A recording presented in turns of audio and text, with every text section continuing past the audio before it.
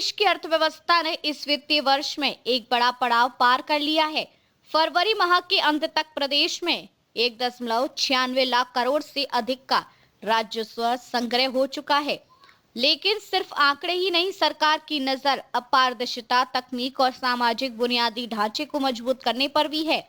लखनऊ में आयोजित उच्च स्तरीय बैठक में मुख्यमंत्री योगी आदित्यनाथ ने वित्तीय वर्ष 2025 से 2026 के फरवरी मासांत तक और करेत्तर राजस्व की विस्तृत समीक्षा की। बैठक में बताया गया कि वर्ष 2025 से 2026 के लिए कुल कर राजस्व लक्ष्य 2,95,000 करोड़ निर्धारित है, जिसके सापेक्ष फरवरी 2026 तक 1,96,177 करोड़ की प्राप्ति हो चुकी है। राज्य कर यानी जीएसटी और वैट का संयुक्त लक्ष्य 1,75,725 करोड़ है, जिनके मुकाबले अब तक 1,03,770 करोड़ का संग्रह है। इसमें जीएसटी से 75,195 करोड़ और वैट से 28,575 करोड़ की प्राप्ति शामिल है। राज्य कर विभाग ने बताया कि जीएसटी 2.0 एआई आधारित जोखिम विश्लेषण, ई इनवॉइसिंग,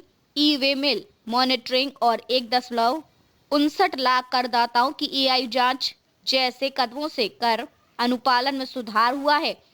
फर्जी आईटीसी पर नियंत्रण और 3,117 करोड़ की वसूली उल्लेखनीय उपलब्धि है। आबकारी विभाग ने बताया कि 63,000 करोड़ के वार्षिक लक्ष्य के सापेक्ष फरवरी तक 48,501 करोड़ का राजस्व प्राप्त हुआ, जो पिछले वर्ष की तुलना में 13.2% अधिक है। दुकानों के नवीनीकरण की दर 93.75% रही। मार्च में लगभग 9,050 करोड़ की अतिरिक्त प्राप्ति का रोड मैप प्रस्तुत किया गया और वर्षांत तक 57,550 करोड़ तक पहुंचने का अनुमान है। मुख्यमंत्री ने होली के मद्देनजर विशेष सतर्कता बरतने और अवैध व जहरीली शराब के उत्पादन बिक्री को पूरी तरह रोकने के निर्देश दिए। स्टाम्प एवं पंजीकरण विभाग ने 38,150 करोड़ के लक्ष्य के मुकाबले 29,487 करोड़ की प्राप्ति दर्ज की।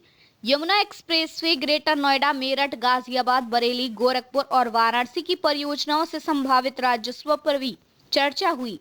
लैंड रिकॉर्ड डिजिटलाइजेशन और रजिस्ट्री कार्यालयों के आधुनिकीकरण को तेज करने के निर्देश दिए गए।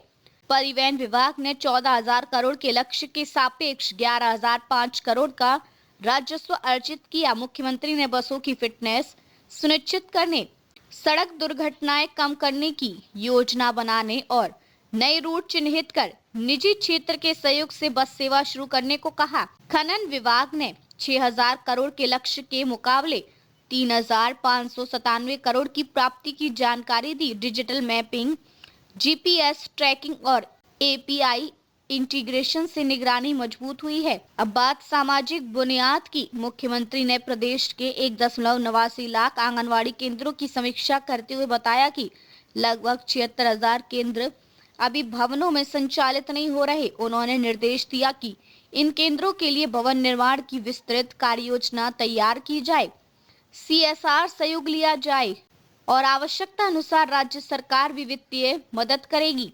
प्री फैब्रिकेटेड मॉडल अपनाने का सुझाव दिया गया है। नए भवनों में पेयजल, बिजली, शौचालय, play area, kitchen shed, hot cooked meal, बाल मित्र शौचालय, स्वास्थ्य परीक्षण कक्ष, रेन वाटर हार्वेस्टिंग और पोषण वाटिका जैसी आधुनिक सुविधाएं होंगी। एक तरफ राजस्व में रिकॉर्ड बढ़ोतरी, दूसरी तरफ सामाजिक ढांचे को मजबूत करने का संकल्प। उत्तर प्रदेश विकास और जवाबदेही के दोहरे एजेंडे पर आगे बढ़ता दिख रहा है। सवाल अब यही है कि तय लक्ष्यों को मार्च अंत तक कितना पूरा किया जा सकेगा।